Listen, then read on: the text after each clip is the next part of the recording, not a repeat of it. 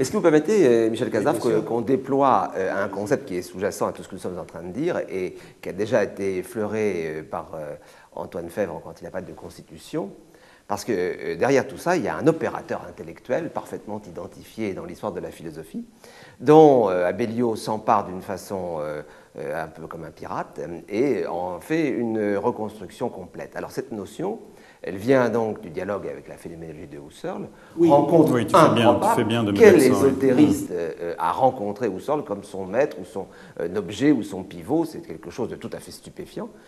Et il vient à rivaliser avec les phénoménologues de son temps, par exemple Jean-Paul Sartre et Merleau-Ponty, sur le thème suivant: vous avez volé son secret à Husserl. Husserl proposait une expérience beaucoup plus radicale que celle que vous engagez, et cette expérience s'appelle la réduction ou époquet. Alors la réduction ou époquet, vous la trouvez justement dans les dernières œuvres de Abellio comme le shibboleth, le mode opératoire principal, et il disait même que ceux qui étaient doués pour la philosophie n'étaient pas doués pour le concept, ou pour les théories, mais étaient doués pour l'époque. Je suis désolé un peu, Bruno Pachard, mais est-ce qu'il ne faisait pas dire à Husserl les choses que lui avait envie que Husserl lui dise? Alors c'était un usage de Husserl qui aujourd'hui est plus que stupéfiant, qui est insensé, puisque l'œuvre de Husserl a bien pratiqué une réduction, mais à vocation de fondation des opérations de la science et de libération d'un espace pour la vie.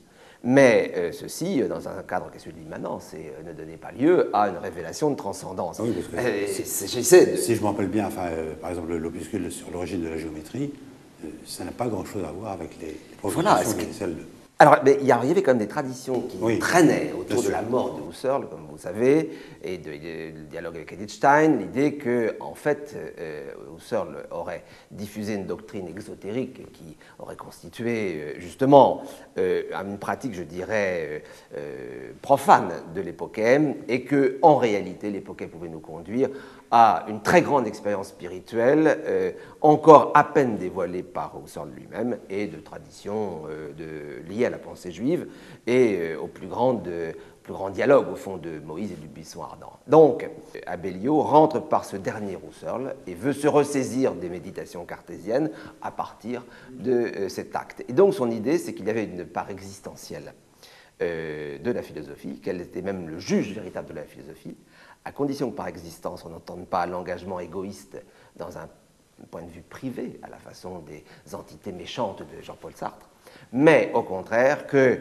cette existence soit celle de la pratique immédiate, transcendante et éclairante d'une mise à distance de son objet.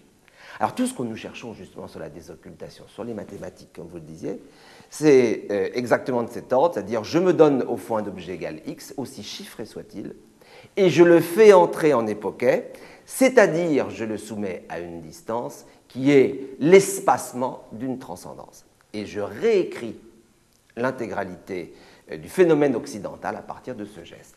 Et ce geste, il le nomme, comme l'a nommé Husserl, constitution. C'est-à-dire qu'il s'agit de constituer les objets, qu'il s'agisse des objets mathématiques, des objets biologiques, ou pourquoi pas des objets comme le tarot ou l'astrologie. Il s'agit donc d'une phénoménologie transcendantale du tarot. Vous voyez à quoi on arrive, quel objet insensé on vient d'engendrer. Et il a traversé les polémiques je dirais, de Sartre jusqu'à Derrida, puisqu'il a dialogué, ou du moins interpellé ces gens-là, à travers cette présupposition et cette promotion d'une, ce que j'appellerais une sorte de phénoménologie conquérante qui n'a strictement rien à voir avec ce qu'on appelle aujourd'hui dans le monde les écoles phénoménologiques. Voilà ce que nous avons à traiter. Et ça, c'est extraordinairement inquiétant, bizarre, fou.